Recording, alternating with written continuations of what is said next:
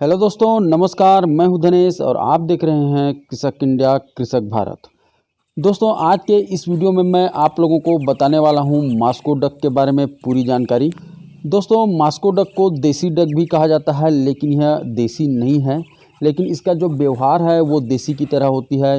ये खुद से अंडा सेकती है और चूजे भी निकाल करके उसको खुद से चराती है, तो इसलिए देसी की तरह मान सकते हैं। और इसका वज़न लगभग 4-4.5 किलो तक का हो जाता है जो मेल है उसका, और फीमेल का लगभग 2.5 से 3 किलो तक का हो जाता है। इसमें कुछ उन्नत नस्ल का भी आता है और जो कि लगभग 7-8 किलो तक का हो जाता है, लेकिन वो ब्रीड मेरे पास नहीं है। और ये बहुत ही अच्छा ब्रीड है, इसको आप फ्री रेंज में पाल सकते हैं। और अगर दाना देंगे तो बहुत जल्दी इसका वज़न भी बढ़ जाता है।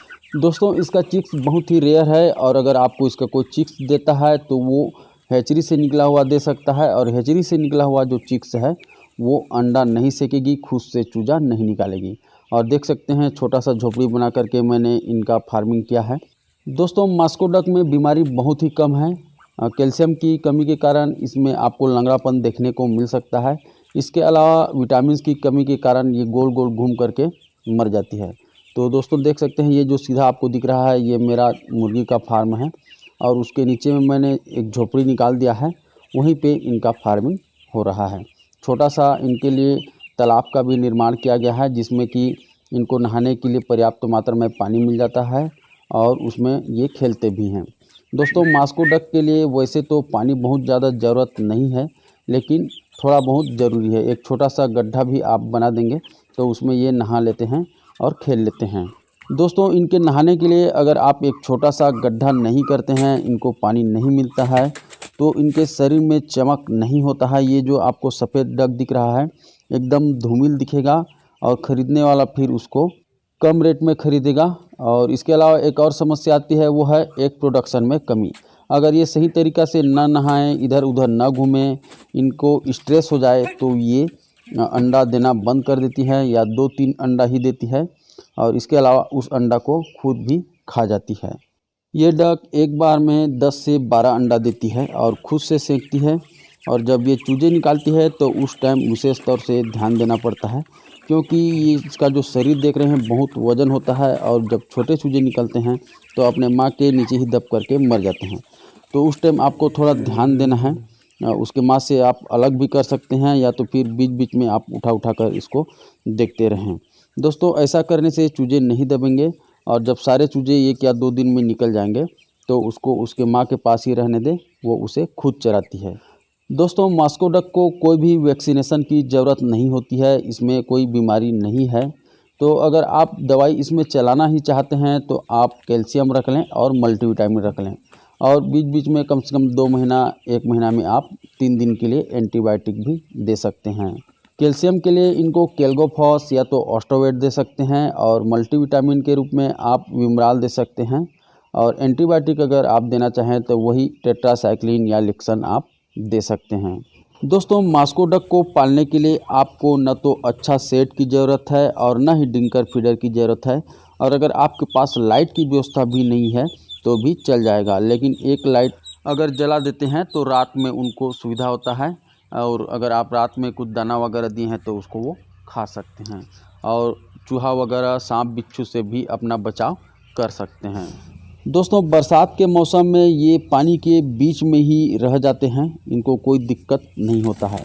लेकिन छोटे चूज़ों को तुरंत आपको पानी में नहीं छोड़ना है, कम से कम 15 से 20 दिन के बाद ही इनको आप पानी में छोड़ें। और बड़ा हो गया तो फिर कोई दिक्कत नहीं है, कहीं भी आए जाए कोई भी समस्या होने वाला नहीं है, कोई भी बीमारी आने वाला नहीं है।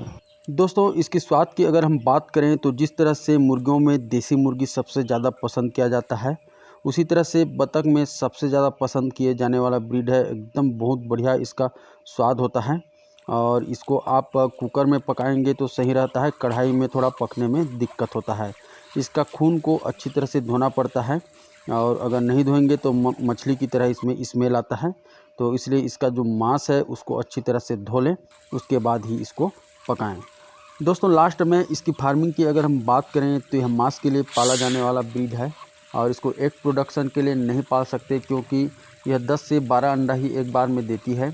और उसके बाद उसको 30 दिन तक सेने के लिए बैठ जाती है। और जैसे ही चूजे निकलते हैं तो उसको वह लगभग 1 महीने तक अपने साथ में चराती है, फिर से उसके बाद अंडा देती है। दोस्तों, मांस के लिए इसका फार्मिंग अगर आप करना चाहते हैं तो बिल्कुल कर सकते हैं। इसका रेट लगभग 350 रुपया केजी के हिसाब से सेल होता है। और जहां पर यह नहीं मिलता है वहां पर बहुत ज़्यादा इसका रेट होता है।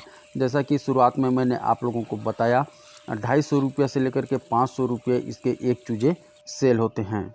दोस्तों, हमारे एरिया में उतना ज़्यादा रेट नहीं है, 350 केजी के हिसाब से आपको मिल जाएगा, लेकिन छोटा चूजा आपको हमारे एरिया में नहीं मिलेगा। मेरा एड्रेस है छत्तीसगढ़, जिला बलौदा बाज़ार, ग्राम पोस्ट चांदन। मोबाइल नंबर है 7471168616। दोस्तों, इस नंबर पे व्हाट्सअप करके आप अपना बतख बुक करवा सकते हैं। दोस्तों, याद रखें, इस नंबर पे इनकमिंग नहीं है, कॉल नहीं लगेगा, सिर्फ व्हाट्सअप के माध्यम से अपना बतख बुक करवाएं। लिमिटेड स्टॉक है, बहुत ही कम है, जैसा कि आप लोगों को दिख रहा होगा। अगर आपको चाहिए तो जल्दी से संपर्क करेंगे। होम डिलीवरी उपलब्ध नहीं है, आपको यहाँ से आकर के लेना पड़ेगा। तो ठीक है दोस्तों, आज के इस वीडियो में बस इतना ही। और इसी तरह से मुर्गी पालन, बतख पालन, बकरी पालन, मछली पालन से संबंधित वीडियो हमारे चैनल पर लाते रहते हैं। और अगर आप भी इन सब में इंटरेस्ट रखते हैं तो चैनल को सब्सक्राइब करके बेल आइकॉन को दबा लीजिए, ताकि जब भी इस तरह का वीडियो चैनल पर आए सबसे पहले उसका नोटिफिकेशन आप तक पहुँचे। तो ठीक है, मिलते हैं फिर एक नए वीडियो, नई जानकारी के साथ। तब तक के लिए जय हिंद, जय भारत।